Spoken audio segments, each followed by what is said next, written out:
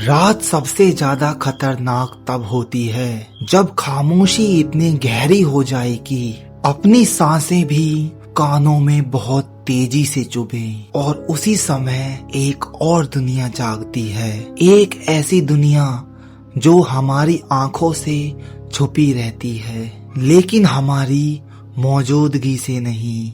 रात के 2 बजते ही उस दुनिया के प्राणी कभी कभी हमारी दुनिया में आते हैं, कभी शांत, कभी गुस्से में और कभी सिर्फ ये देखने के लिए कि हम उन्हें देख सकते हैं या नहीं। आज की वीडियो में हम जिन्न की उस दुनिया में झांकेंगे और 2 ऐसी डरावनी सच्ची घटनाएं सुनेंगे जिन्हें आज तक कोई नहीं भुला पाया। कहानी को शुरू करने से पहले ऐसे हॉरर और मिस्टीरियस वीडियोस को देखने के लिए चैनल को सब्सक्राइब करें। और अब ये कहानी शुरू होती है।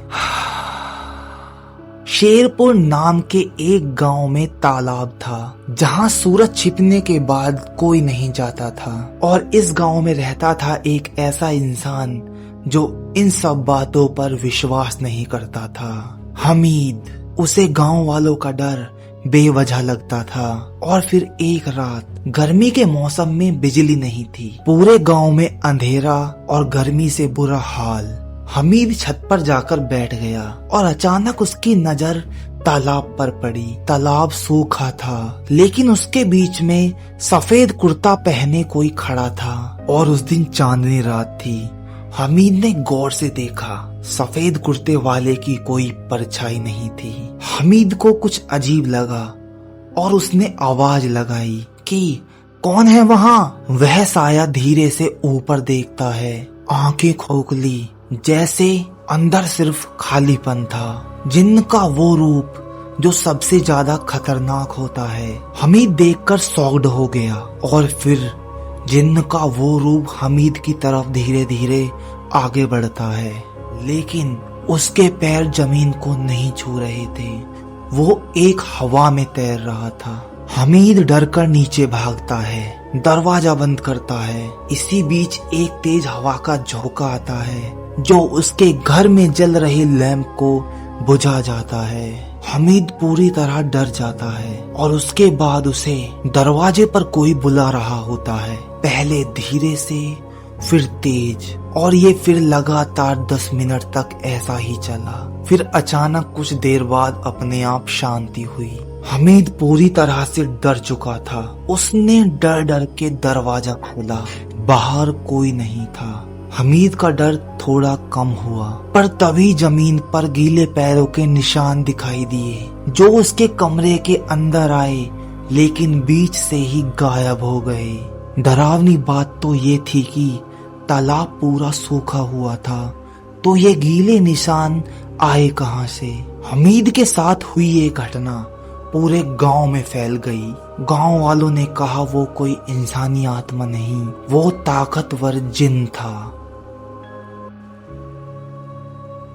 ये कहानी यहीं खत्म होती है। अब हम दूसरी कहानी की तरफ बढ़ते हैं। दूसरी कहानी को सुनने से पहले हमारा ये जानना बहुत आवश्यक है कि जिन्न कैसे रहते हैं। चलिए बताता हूँ। कहा जाता है कि जिन्नों के अपने घर, अपना परिवार और अपना समाज होता है। इनकी दुनिया में भी अच्छे और बुरे दोनों तरह के प्राणी होते हैं। कई स्थानों को जिन्न का इलाका कहा जाता है। खाली घर, पुराने कुएं, जंगल, वीरान हवेलियां, सूखे तालाब, लंबे समय से बंद कमरों वाले मकान, इन जगहों पर अक्सर अजीब हरकतें महसूस हो जाती हैं। अब हम आते हैं दूसरी सच्ची घटना पर। ये घटना राजस्थान के एक कस्बे की बताई जाती है।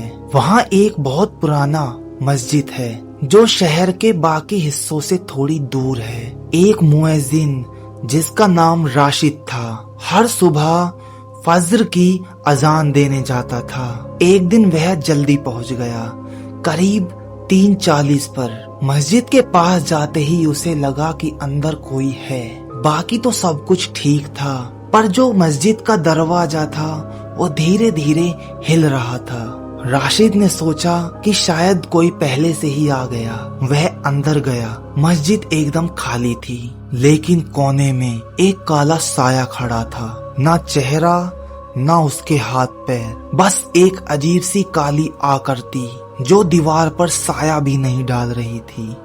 राशिद डर के मारे वहीं एकदम जम गया, जैसे बॉडी स्टेचू हो गई हो। वह पूरी तरह से डर चुका था और वो काला साया धीरे धीरे हिलने लगा। फिर वह राशिद की तरफ को आगे बढ़ता और अचानक से गायब हो गया। राशिद दौड़कर मस्जिद के बाहर आ गया, लेकिन बाहर आते ही उसके कान के पास से कुछ अजीब गुजरा और उसके कान में कुछ फुसफुसाया, यह जगह छोड़ दो। राशिद पूरे कस्बे में चिल्लाकर भागा।